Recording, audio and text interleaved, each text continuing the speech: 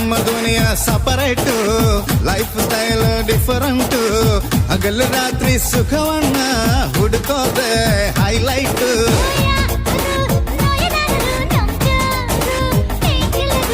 ಯಾರು ಬೋರು ಅನ್ನರು ನಮ್ಗ್ಯಾರು ಅಷ್ಟು ಥ್ರಿಲ್ಲರು.